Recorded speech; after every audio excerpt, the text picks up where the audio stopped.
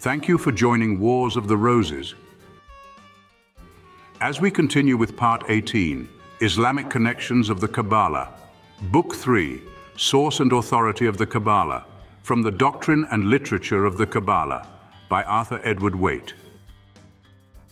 6. Islamic Connections of the Kabalah.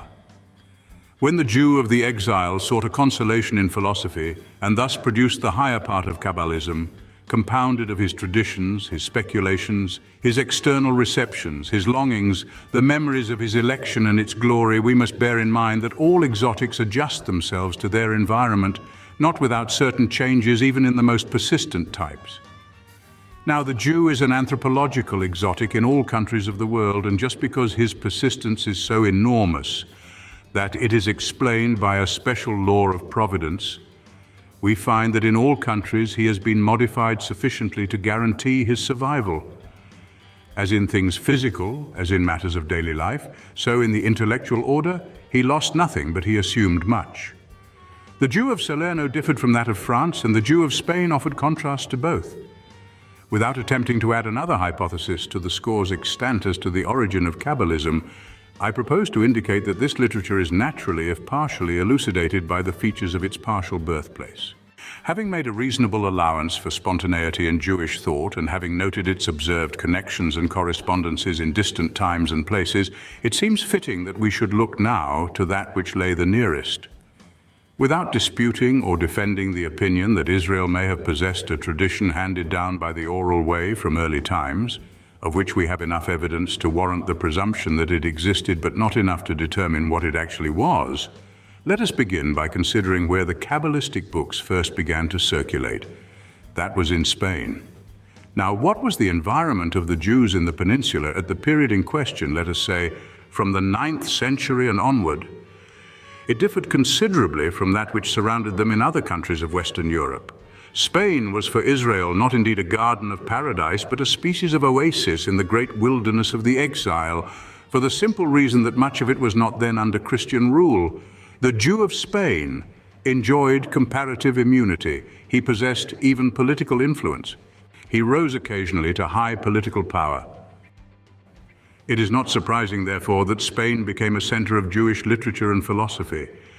Thence Jewish treatises passed into France and Italy under the Arabian equivalents of their authors' names, and were accepted as the speculations or teachings of the learned among the Muslims. Avicebron is a case in point.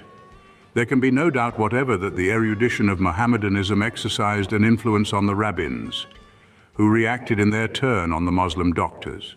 The questions of priority and preponderance may be passed over because they are here of no importance. We have concluded already that the Zohar presents the mystic thought of preceding centuries in Israel under a certain aspect of transformation. The traditional knowledge of which we have evidence as to its existence in Talmudic times had received many developments from many sources and under the influence of many minds. There is ground for supposing that the nucleus in Christian times is first heard of in Palestine, which indeed follows from its connection once admitted with Simeon ben Yochai. But despite the legend which represents the Zohar as sent from Palestine by Nachmanides, everything points to Spain and the south of France as the chief scenes of the final developments of the Kabalah, and it is not unreasonable to suppose that it has been affected by the prevailing tone of mystic thought in one or both of these places. There is evidence to show that such influence was at work outside the Zohar and prior perhaps to its existence in the form that it now possesses. It was then most probably a part of the very large influence of Avicebron. In post-Zoharic mysticism and in the commentaries on the Zohar, which are the work of Spanish Jews, it may be traced more fully and plainly. In no case does it justify the now exploded criticism, which would make the Zohar merely a reproduction or echo of Arabian theosophy, or would regard all Kabbalism as referable to Islamic mysticism for its sole source, plus the Greek influence at work in Islam. This was the hypothesis of Tholuck. We are concerned only with a question of complexion and of tincture, and have other criteria by which to judge the true significance of the points of doctrinal resemblance between Sufi and Kabbalist concerning the latent state of deity, the operation of the divine will at the beginning of creation, the emanation of the world, etc. The analogies are interesting enough, and the Orientalist who first specified them had everything to justify him at his period. As it may not be uninteresting to cite a few cases in point derived from other sources, let us take a fact, one of many concerning which we possess impregnable testimony. About the middle of the 15th century, or more exactly from 1414 to 1492, there flourished a Sufi poet named Nuruddin Abdurrahman, known as Jami of Herat, among whose works the Seven Thrones is most famous. One of the poems in this collection is entitled Salomon and Absal, a mystic story of earthly and heavenly love. In the epilogue to this poem, where the author unfolds his meaning, the following lines occur. The incomprehensible Creator, when this world he did create, created first of all the first intelligence, first of a chain of 10 intelligences, of which the last sole agent is in this our universe, active intelligence so called. It may at once be admitted that if we are to accept the method and admit the quality of evidence which has satisfied heretofore the several authorities who have referred Kabbalism to definite sources in philosophy and religion, we are at liberty to infer from this passage that somewhere about the year 1450, a Sufic poet, so far away from Spain as Herat, was adapting with slight variations of a verbal kind the Sephirotic doctrine of the Kabalah, a century before the Book of Formation and the Zohar came into circulation through the medium of print. I have chosen this instance because it proves nothing of itself on account of its lateness, but it gives a point of departure backwards for tracing a possible connection between the mystical sects of Mohammedanism and the mystical sects of Israel. With this, let us compare for a moment the doctrine developed in the Celestial Desatir, which has been described as a very early attempt on the part of the ancient Persians to form a cosmological theory. The Desatir, it should be observed, is a revelation addressed to the great prophet Abad, who is identified with Abraham. The nature of God cannot be known. Who can dare to know it but He himself?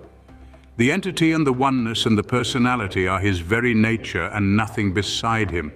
From this being proceeded by free creation, him whose name is Bahnam and called prime intellect and first reason, and through him Asham, the second intellect, who created in turn the intellect of the next lower heaven named Famisham. From these proceeded the intellect of the heaven of Canaan, or Saturn, of Harnizd or Jupiter, of Bahram or Mars, of Kershad or the Sun, of Nahid or Venus, of Zir or Mercury, and of Ma or the Moon. Here again we have the production of 10 primary intelligences, recalling the Sephirotic emanations, which themselves have planetary attributions. Let us now take another step. At the beginning of the 12th century, or actually in the year 1100 AD, Abu Bakr ibn al-Tufayl, a noted Arabian physician, poet, mathematician, and Sufi philosopher, was born at Guadix in Spain, and he died at Morocco in 1186. His chief work is a species of philosophical romance called The Life of Hai Ibn Yoktan, the self-taught philosopher. In this curious narrative, we find Ibn al-Tufayl using a form of comparison which occurs almost verbatim in the Kabbalistic books. The divine essence is like the rays of the material sun, which expand over opaque bodies and appear to proceed from the eye, though they are only reflected from its surface. We find also substantially A, the Ein Sof of the Kabbalists, under the name of that one true one. B, the reflection of that being dwelling in the highest sphere in and beyond which there is no body, a being free from matter, which was not the being of that one true one, nor the sphere itself, nor yet anything different from them both, but was like the image of the sun as it appears in a well-polished mirror, which is neither one nor the other, and yet not distinct from them. C, the immaterial essence of the sphere of the fixed stars. D, the sphere of Saturn, and so with the rest in harmony with the scheme of the Desatir, ending at this world, which is subject to generation and corruption, and comprehending all that is contained within the sphere of the moon. None of the material essences were identical, and yet none were different, either as regards the rest or in comparison with the one true one. The doctrine of the divine absorption is the very essence of Sufism, and Sufism is contemporary with Mohammedanism itself. It is also mainly pantheistic, as may be gathered from its proposed object. Some refer it to India, others to a Gnostic origin, but the question does not concern us. For the significant fact is that this form of Islamic mysticism was one of the environments of the Kabbalistic Jews, to whom we are indebted for part at least of the Zohar. The influence of this environment was felt outside the Kabbalists and was confessed even by the most inflexible of the sects in Jewry, that of the Kairites, or literalists, who rejected all innovations in the primeval doctrine of Israel, who set no store by tradition, and were thus as much opposed to the Talmud as to the Zoharic writings. The proof is their analogies, indeed one might say their fusion with the Mutazales, a sect of scholastic Arabs. A Kairite Jew of the period allows that his brethren followed the doctrines of this sect, and they even assumed its name. The purpose of this section should not be misconstrued. Once more, it is by no means designed to indicate that the mystic sects of Mohammedanism are responsible for the peculiar scheme of the Kabalah, or that the Sufi drew from the rabbin. Such devices belong to a scheme of criticism which has fittingly passed away. If we know anything concerning the early connections of Sufism, it is that they are Neoplatonic, and that the Gnostics of the early Shiite sects were attracted to it because of these connections. But to name Neoplatonism and Gnosticism is to cite analogies of Kabbalism. To say that Sufism has been referred to a woman who died at Jerusalem in the 1st century of the Hijra is to say that Sufism began to live and move in an atmosphere of Jewish tradition. To say that Spain was the forcing house of the Kabbalists is to say that the mystic doctors of Jewry brushed arms with those of Islam, and to deny that there was any consequence of such contact is to deny nature. Sufism was pantheistic and emanationist. Kabbalistic emanationism was saved from pantheism by the doctrine of divine immanence, and their literatures have no real likeness. But between the metaphysics of the divine love and the mystical absorption of Islam, and between the Kabbalistic return of the soul to God or its union with the transcendent principle, which never departs from Atziluth, and the theory of ecstasy in Israel, it seems reasonable to suppose that there was not only the connecting link of the analogy between all mystics, but a bond even in history.